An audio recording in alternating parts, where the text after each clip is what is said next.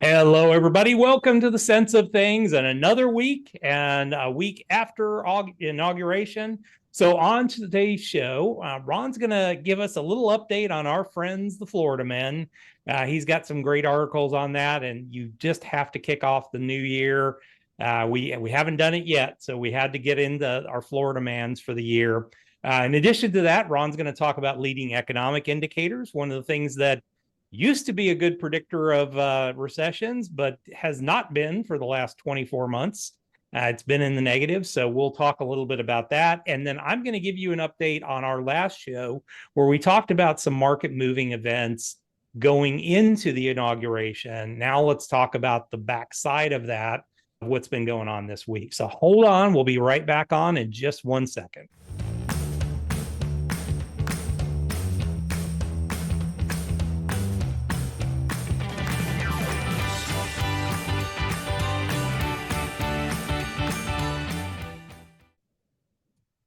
Hey, everybody. Welcome to the show. Ron, how you doing, bud? Good morning, Jeff. No, things are good. Things are good. I had the inauguration. Things are kicking off. So now it's just a matter of buckling up and get your popcorn ready and let's see how things move forward here. Well, we had Snowpocalypse in Texas, which, Snowpocalypse for us. I saw somebody put it out on Facebook. They had a like a tape, or a measuring tape, and they had it setting in the snow, and it didn't even get above the little silver thing. And that was Snowpocalypse. We shut our whole city down because of that. So, But all the markets were sold out of bread and milk. well, yeah, bread and toilet paper. Get it Oh, right. excuse me. That's in Texas. It's bread and toilet paper. All right. Well, So there you go. get it on the front end and the back end, apparently. No, I hear you. Um, Well, look, there could be news stories that we cover all the time. I mean, obviously, we'll kick it off with some fun, yeah. and then we'll get into the LEI, which Mhm. I think this month, meaning really for the December reading, had some interesting things and Okay. kind of what they're identifying as moving forward. So, all right, Okay. let's Cool. get it going here. Go ahead and share. All right, here we go. So I think I may have done this one before, but he drove his truck into the ocean and said, I it's was the one that did this one. I love this guy. yeah, it's not his fault the truck doesn't surf." Now, by the way, there was no indication in the article, which I did not include, that he may have been inebriated. I'm not I'm sure. just saying there might it. So you're saying there's a chance. I hear you. And then we have this fella. Um, this guy basically went into the restroom in a Walgreens and brought in a bunch of junk food and just ate it. And he and basically when he was arrested after he indulged in sweets and various items inside a closed Walgreens for several hours, he said, "I just came in here to use the bathroom." Well, And then I certainly got after all stuck. the junk food and all the soda, he probably needed to use the bathroom. I'm thinking so. And he was on a sugar high, or he had just collapsed from an insulin shock. So Definitely. And then, of course, we always have the smartest people, that live among us. This fella was caught a video purchasing a mask from a gas station before before walking across the street to burglarize an unlocked bank. nice. I love this. He was charged with burglary despite the fact that he only the only thing he walked was the mask that set him back $5. This is great. I mean, people realize that there are cameras everywhere. Everywhere. They are so inexpensive versus the old CCTVs. Hmm. Literally, I mean, you could basically put cameras all around your house for a couple $100. Yeah. I mean, Yeah. and just people are just so ignorant, stupid, or just desperate. Who the hell knows? A combination of all I that just that they got to do this. it is not being smart is not a requirement of being a criminal. No, There but is think no about also the educational guy at requirement. Walgreens. There's I cameras everywhere. They didn't see him putting all those chips and sodas and candies under his arm and going into the going bathroom. into the bathroom. I mean, even if the store's closed, they still got the cameras going. Well, and I mean, every Walgreens I've ever been to, or any of those stores, they have the monitors right up above. You can see yourself on camera. So you didn't happen to notice that you were on camera as you were buying the stupid thing. Crazy. All right, here we go. Let's have some fun. So I know when we did this, one of the shows last month in December, Mhm. that LEI was down 34 straight months. It was a Yeah. record amount of months it was down. And it kind of ticked up a little bit last month in some areas and ticked down again in December. Mm. And obviously, with the gray areas here are the recessionary periods. And we could probably come back to this, but I find what's very interesting is the following. If you really dig into the numbers here, actually, I'm sorry. You know what I'm going to do? I'm going to go forward one and then I'll come back. So Okay. the board already said about 6, 7 months ago they gave up Mm. on signaling a recession. So I'm trying to figure out like why is this group, which I believe is a nonprofit group, I don't know for Mhm. sure, in business? Yeah. Because they have basically said, look, we have proven data over time that when these numbers hit, there's a good chance of a recession within what 6 to 10 months. Now, Absolutely. Yeah. even though it didn't happen in that period of time, doesn't mean it won't happen. And I heard a couple of really good economists talking about, well, one of the reasons why it didn't happen yet, meaning something didn't break, was Mhm. because the government's been giving morphine to the American citizens with Pretty much. all the free money programs and the Yeah. and everything and obviously the government hiring people and Mhm. bloating up our government. So Yeah. we'll have to see what happens. But let's come back. We can drill into some of the details here. Mhm. I don't know what sticks out to you, This is but where I it gets will tell good. you, you see December and then you see 6 months ending in December.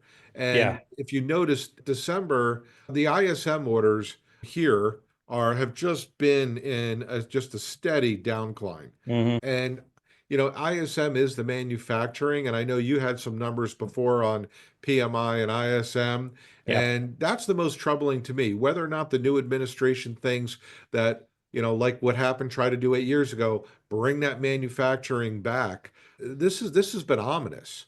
So we'll Yeah. have to see how things go for the next 6 months. But to me, that's the one thing that stands out. How about you? Yeah, I totally agree. I mean, and it's this is, if you remember, we were looking at that, I would say starting in the fall of 2023 and rolling into most of last year. If you looked at those manufacturing indexes over and over and over again, they were just always down. And it was the same ones: New York, Richmond, all the kind of sector, the places where, okay, there was some actual manufacturing going on, and seeing those things just consistently down, it had to have effects on new orders. And, I think some of it was kind of coming into the election, not knowing who was going to be in charge. Was it going to be more of the same, or was it going to be different? And really going up to the election, not really, I think even election night, not really knowing what direction it was going to go.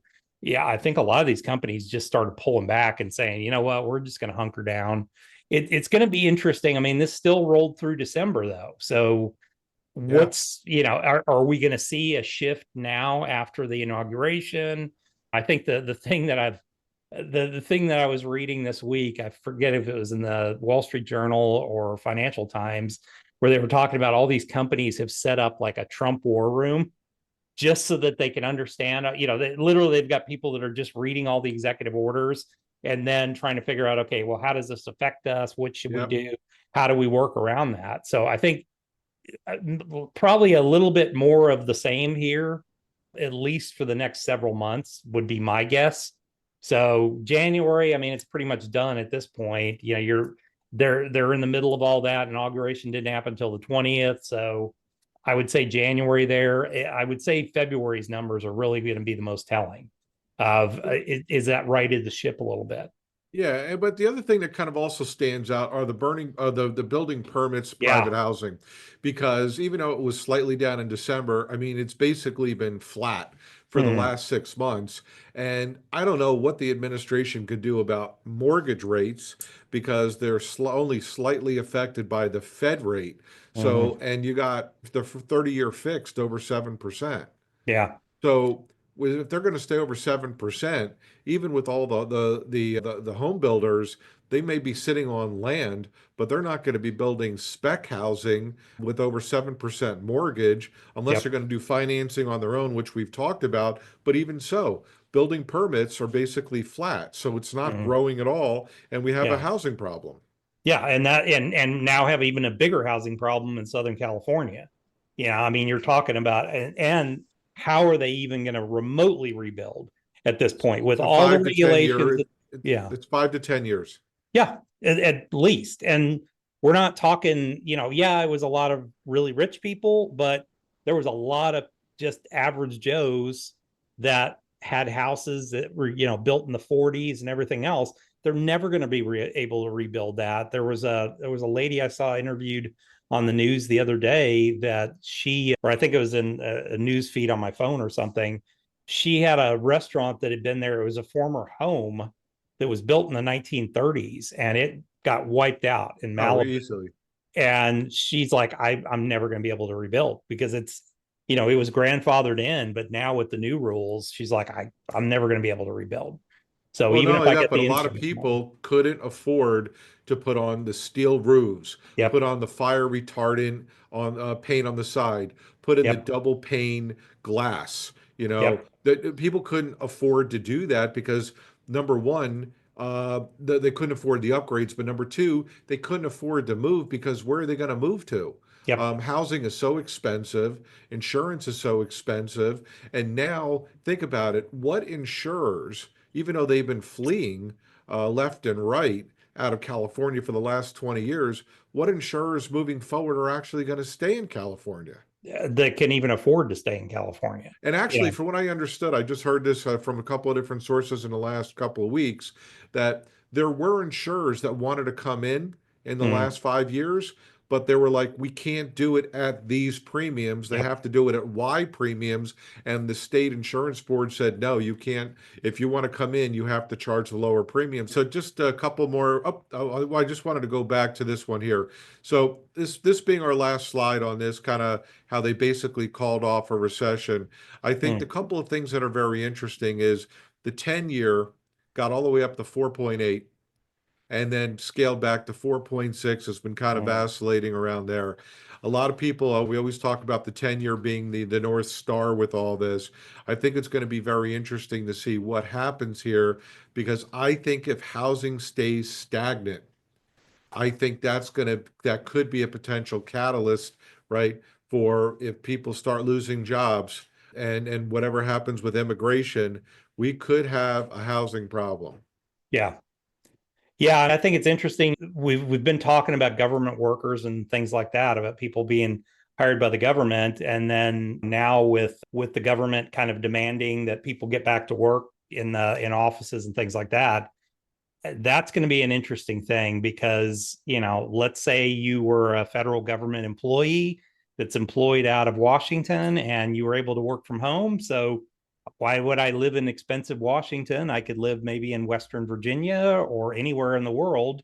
And now I got to go back to work and I can't, I'd have to move at that Well, I point thought it was interesting because they're looking very closely at this. There are literally thousands of buildings in Washington and the that federal are government empty. that are basically either empty or have Yeah. less than 10, 15% occupancy. Occupancy. And Yeah. they're either going to consolidate or sell the buildings, and why not? Yeah. Well, I mean, might as well use them for something because otherwise they're just going to decline because not like the government is going to keep upkeep on these things if they have nobody in them and they're not using them. So why not? I mean, that's when I remember before Trump got elected the first time, they bought the old post office, which is a beautiful building. It's a gorgeous building. And that was a S show. But, I mean, in the end, why not use those buildings for something else? They're beautiful. It's wonderful real estate. So if the government doesn't want to use it, then let somebody else do it. I Yeah, mean, I I agree. could see that. I honestly could see the federal government looking at, well, maybe we relocate because why do all these things need to be in Washington? That's the funny part is like, yeah, I understand it in the early days. You wanted everybody to kind of be close to each other, but why not relocate some of these agencies to other states and spread it out across the country? I think it would be smarter, quite frankly. No, no, no, I agree. And we'll have to see what happens. I mean, I'm not a big fan. I know we've talked about this remote work, but especially in our business, I know it works for some, not for others. but we'll have to see. But on a last quick topic, it'll Okay. be interesting as we move forward here in the next couple of weeks doing some episodes on earnings. The tech Yeah. earnings have actually shown to be pretty strong. Some Mhm. bank numbers have been pretty strong. We got to see where a lot of the other consumer companies kind of come in. I think that's where you're going to find out how the holidays went with the Mhm. spending, and maybe it may be a precursor and a good indicator for 2025. Yeah, I mean, I'm going to be looking for me. I'm going to be looking at Walmart, of course. I mean, Walmart, Target. If we still see a decline on the Target side and we still see Walmart doing well, that tells me that the consumer is still stretched at this point. So all those numbers should be coming up in the next week or two. So I think that's some things that I want to keep my eyes on, because that tells me where the consumer is. Percent. If you look at the dollar stores and all that, they're just getting crushed right now. Their stocks are down massively because, I think one part of it is their margins are compressed, and two, even their consumer, which, that's the cheapest place you can buy stuff. And if they're struggling to even buy there, it's not, Well, it's from not what a I good sign. understand, I don't know if it's 50% or not, but I know it's pretty, I think it's over 35 or 40% of Walmart's revenue is the Yeah. food and groceries. Yeah. So Procter and Gamble, I believe, has a second headquarters in Bentonville, Arkansas, because of the amount of business that Walmart does with Procter and Gamble. And I think Campbell's and several of the other companies Oh, do I'm sure they also. do. Well, I mean, the other problem is it's so insanely expensive to fly into Bentonville. When I worked for Fidelity, and I was supporting University of Arkansas, we were required to fly into Tulsa and drive the 3 hours from Tulsa to the UA Couldn't take a campus. puddle jumper? No, no, because the airport is so insanely expensive. The flights in there, because they know they've got, it's all executive people coming in to meet with Walmart. I mean, it was like $700 more, even flying on a little puddle jumper from Dallas to get in there. So we were required by the company to fly into Tulsa and then drive 3 hours to get into But here's my ignorance. What's the nearest major airport? Tulsa.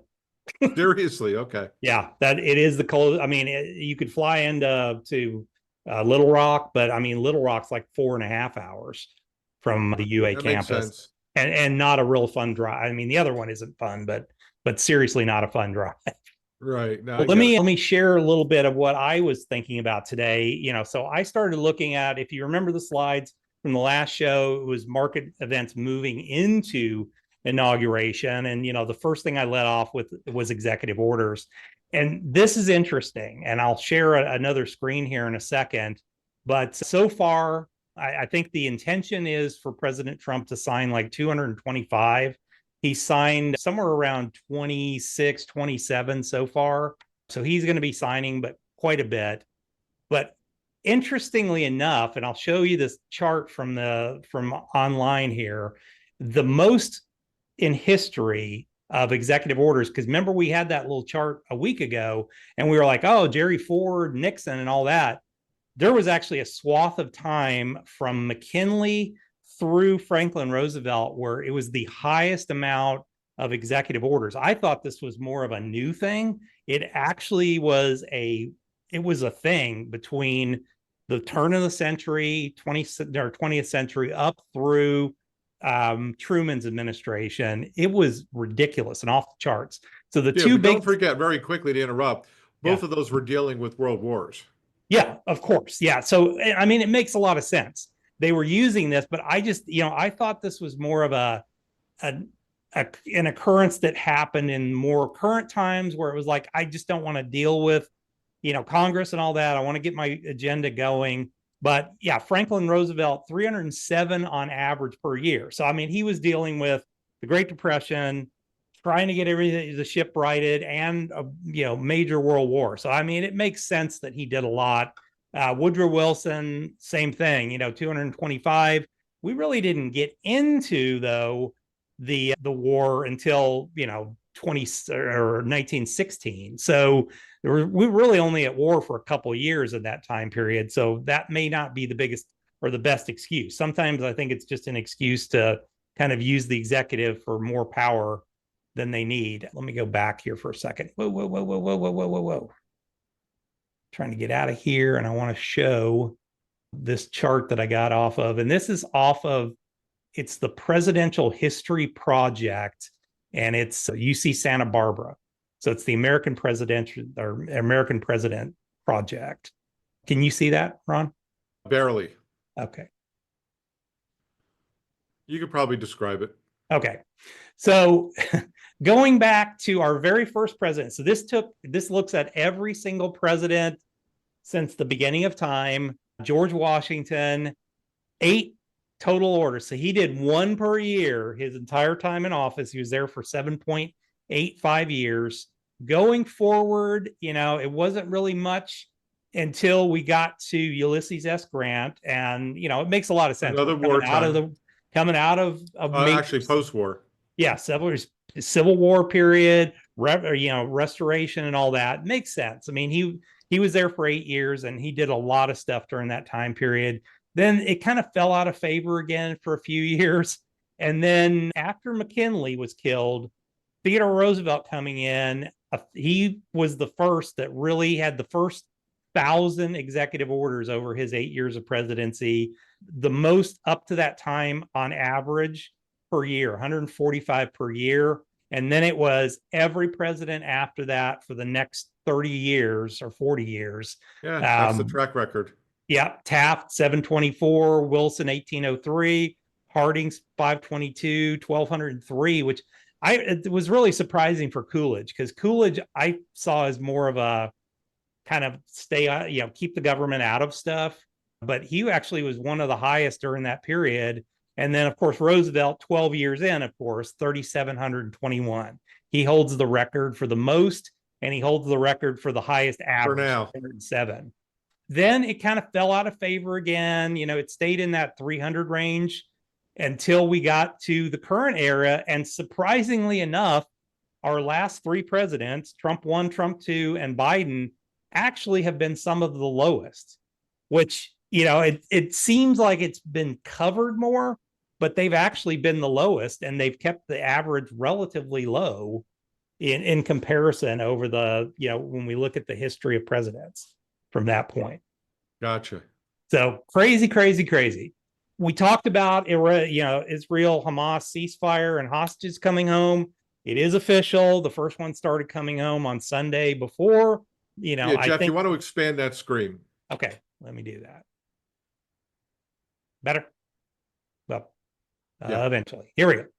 So the hostages coming home.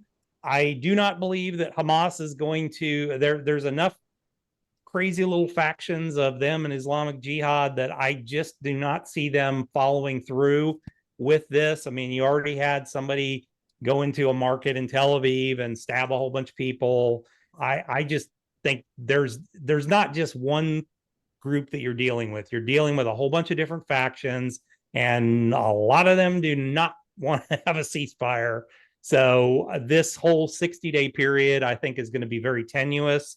It sounds like there's really only 30 some odd remaining hostages out of the 100 that they right, but they've only released like 3 or 4. I don't understand that. Yeah, they released 3, and then supposedly this Sunday they release another 3, and it's oh my God, this is a bad deal.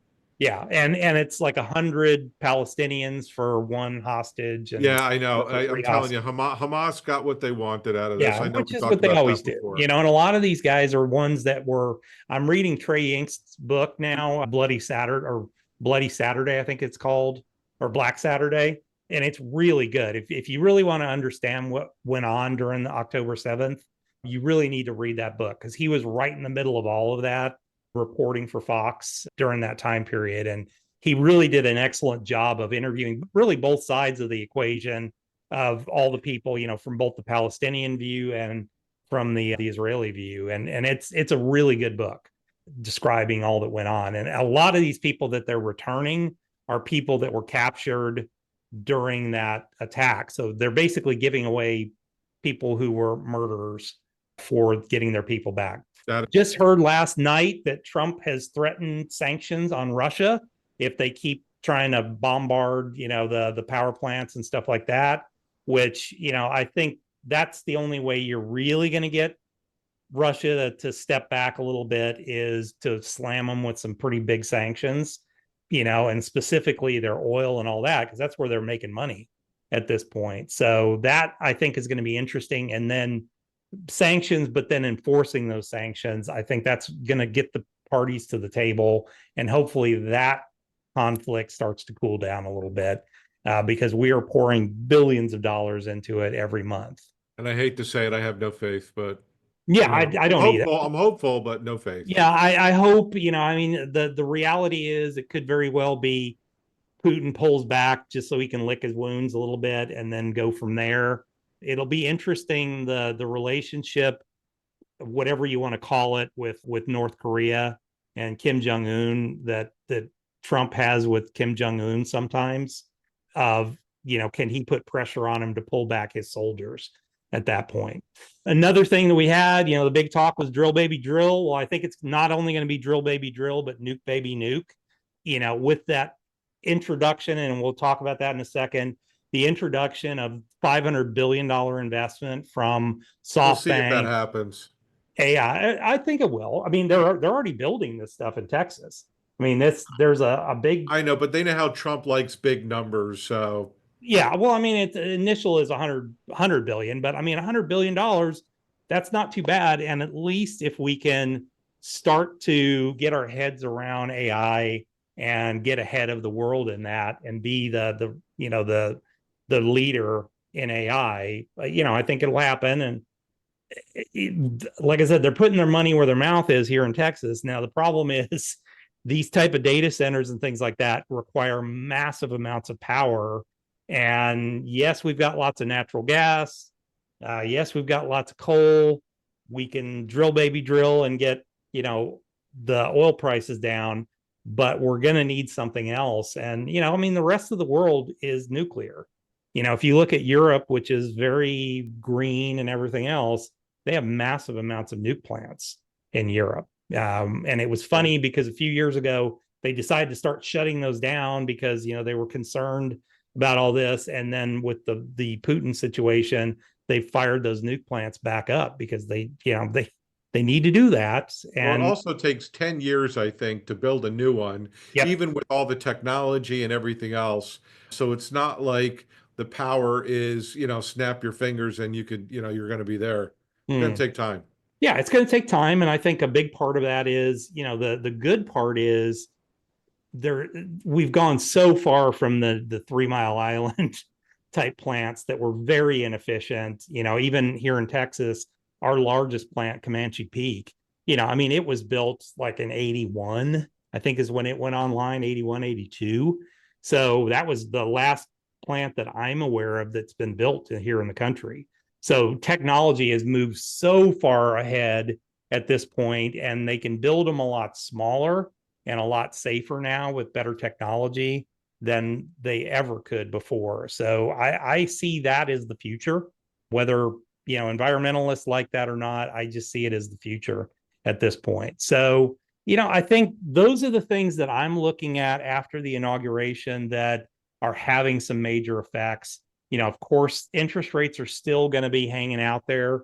And that's not something that's going to get fixed overnight. A lot of that, what we were talking about, those 10-year interest rates, a lot of those are driven by the market. And I think the market is still uncertain about, well, is Trump going to have any tariffs? Is that going to happen? He already talked about kind of backing off of that a little bit this week. So I think the market's going to have to, the bond market's going to have to kind of get their hands around this, or they understand or get their heads around this a little bit.